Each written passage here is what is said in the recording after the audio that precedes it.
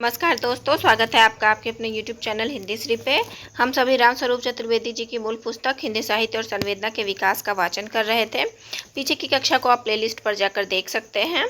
आगे की कक्षा कुछ इस प्रकार है। 18वें भाग का वाचन करना था हमें, जो कुछ इस प्रकार है।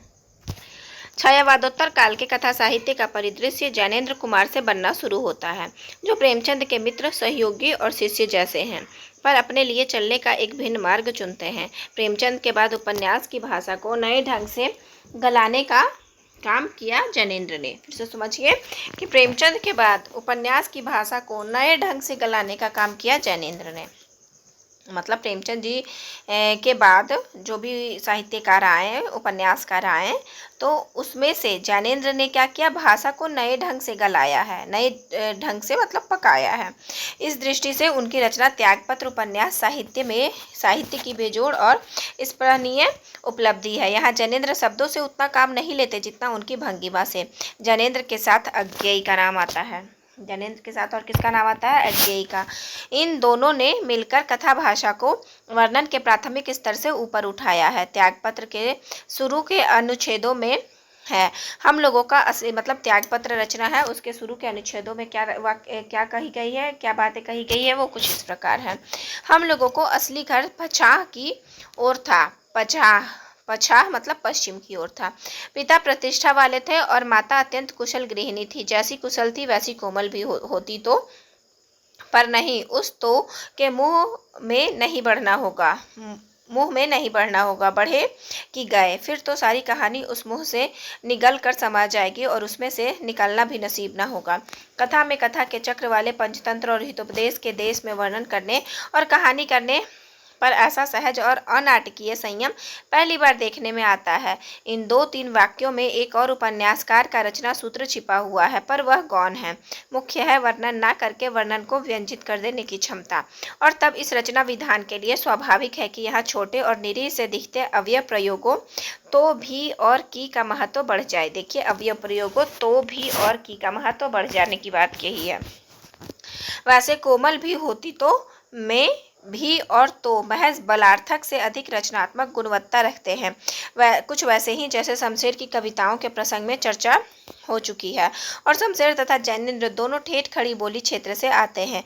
यह अपने में संयोग से कुछ अधिक है। काम और परिवार के प्रसंग में ज्ञानेंद्र की कथा नैतिकता भी प्रेमचंद से भिन्न है, अधिक सूक्ष्म और मनोवैज्ञानिक। गांधी दोनों के चिंतन में सक्रिय है, पर अलग अलग ढंग से। सुनीता में अपने पुरुष प्रेमी के समक्ष ज्ञानेंद्र की नारी प्रेमिका का अपने को निरावृत कर देना सत्ता के समक्ष सविनय अवज्ञा का विलक्षण प्रयोग है, जिसमें प्रेम और ठंडेपन का एक अजब मिश्रण है। ठीक वैसे ही त्याग पत्र में मृणाल और कोयले वाला का संबंध है, जो अज्ञेय की अपने अपने अजनबी में योके और जगन्नाथ प्रसंग को पूर्वासित करता है। जहाँ योके की तलाश अच्छे आदमी की है, मानवीय संबंधों की बनावट में ये उपन्यासकार प्रेमचंद की अपेक्षा बंगला कथाकार शरद चंद्र के अधिक निकट है। देखिए, बंगला कथाकार शरद चंद्र के अधिक निकट है।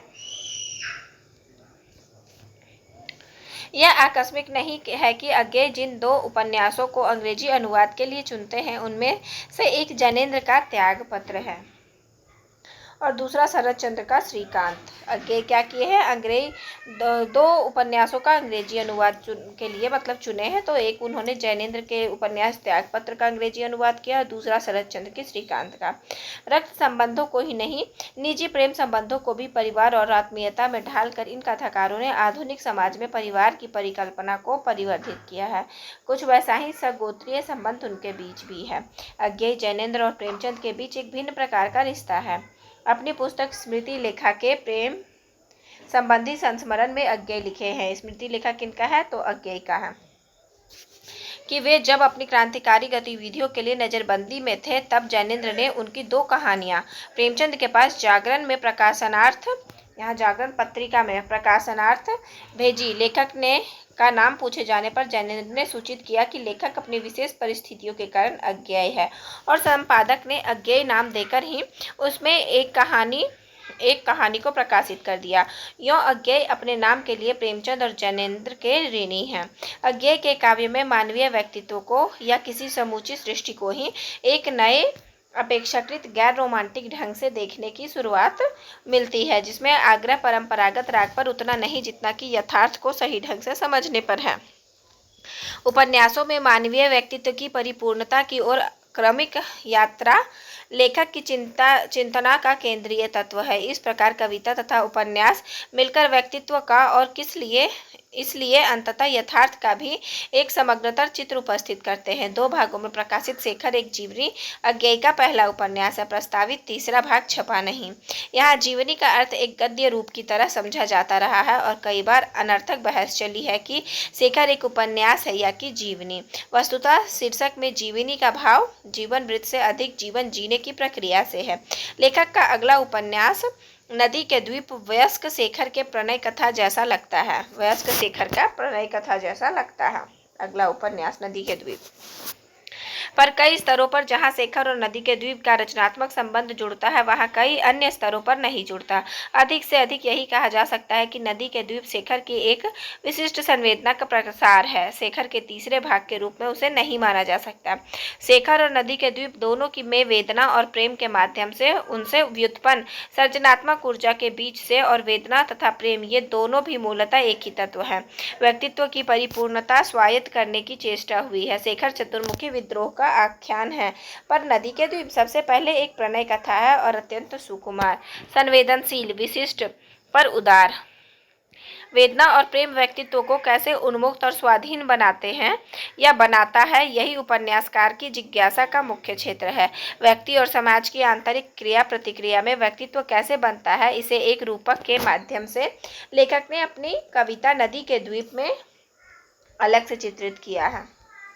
व्यक्तित्व की इस परिपूर्णता के यत्न को खंडित करने वाला सबसे बड़ा तत्व मृत्यु और उसका त्रास माना गया है। आधुनिक काल में पश्चिम के कई दर्शनों ने, विशेषतः अस्तित्ववाद ने, माना है कि मृत्यु समूचे जीवन को अनर्थक बनाती है। इसके विपरीत अपने तीसरे उपन्यास अपने अपने अजनबी में अज्ञेय की उपपत्ति है कि नश्वरता का भाव ही जीवन को सर्जनात्मक, रसमय और अर्थवान बनाता है, और इस तरह मृत्यु व्यक्तित्व की परिपूर्णता में बाधक नहीं वरन उसे निष्पन्न करने में सहायक है।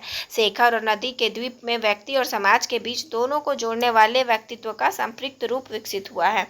अपने अपने अजनबी में लेखक उस स्तर पर पहुंच जाता है जहां व्यक्ति, समाज और व्यक्तित्व में भेद नहीं रह जाते, या जहां जीवन अपनी समग्रता में है। यह स्मरणीय है कि जीवन का यह समग्रतर बोध लेखक के उस उपन्यास में अंकित हुआ है जो आकार की दृष्टि से सबसे छोटा है। तो एक मूल वस्तु का क्रमिक विकास अज्ञेय के उपन्यासों में मिलता है। यह भी स्पष्ट है कि दृष्टि का पकना इन उपन्यासों में क्रमशः कथा तत्व का सूक्ष्मतर करके हुआ है।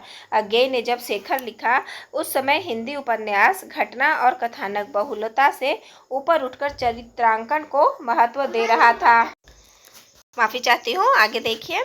तो एक मूल वस्तु का क्रमिक विकास अज्ञेय के उपन्यासों में मिलता है। यह भी स्पष्ट है कि दृष्टि का पकना इन उपन्यासों में क्रमशः कथा तत्वों को सूक्ष्मतर करके हुआ है। फिर से समझिए कि यह भी स्पष्ट है कि दृष्टि का पकना इन उपन्यासों में क्रमशः कथा तत्व को सूक्ष्मतर, यानी कथा तत्व है वो छोटा कर दिया, छोटा से छोटा, जितना छोटा हो सकता था उतना करके हुआ है। अज्ञेय ने जब शेखर लिखा, उस समय हिंदी उपन्यास घटना और कथानक बहुलता से ऊपर उठकर चरित्रांकन को महत्व दे रहा था। चारित्रिक व्यंजना की दृष्टि से प्रेमचंद निश्चय ही हिंदी के शीर्षस्थ उपन्यासकार रहे होंगे, पर चरित्र के आचरण और व्यवहार में गहरे स्तर पर संगति की खोज अभी आरंभ न हुई थी। ज्ञानेंद्र के साथ अज्ञेय इस दिशा के आरंभिक प्रयोगकर्ताओं में हैं, जिन्होंने चरित्र को समझने के लिए उसके संवेदन को समझने का उपक्रम शुरू किया। त्यागपत्र और शेखर इस अभियान की पहली महत्वपूर्ण उपलब्धि है, जो सामाजिक यथार्थ की स्वीकृति और मान्य औपन्यासिक परंपरा से हटकर कुछ कविता के जैसे सूक्ष्म संगठन की ओर झुकी दिखाई देती है। शेखर का पहला भाग लेखक की पहली महत्वपूर्ण कृति के रूप में चर्चित और स्वीकृत हुआ। सच तो यह है कि अज्ञेय के कवि को इस कथाकृति के प्रति दूसरे स्तर पर आभारी होना चाहिए। साहित्यिक प्रतिष्ठा के स्तर पर, बाहरी रूप में और रचना के अंतरंग क्षेत्र में व्यापक काव्य भाषा की उपलब्धि के स्तर पर शेखर के माध्यम से लेखक ने न केवल इतिहास के अभ्यंतर को रूपांतरित किया, वरन स्वयं अपनी रंगहीन और सपाट आरंभिक कविता भाषा का गहरा और रचनात्मक संघात पाया। अज्ञेय की काव्य भाषा का पहला महत्वपूर्ण साक्ष्य शेखर ही है। अज्ञेय की काव्य भाषा का पहला महत्वपूर्ण साक्ष्य, यहाँ देखिए काव्य भाषा है लेकिन शेखर ही है, जो स्वयं गद्य भाषा की उपलब्धि है, पर जिसने लेखक की अब तक प्रायः भटकती कविता भाषा को भी एक नई रचनात्मक दिशा की ओर उन्मुख किया है।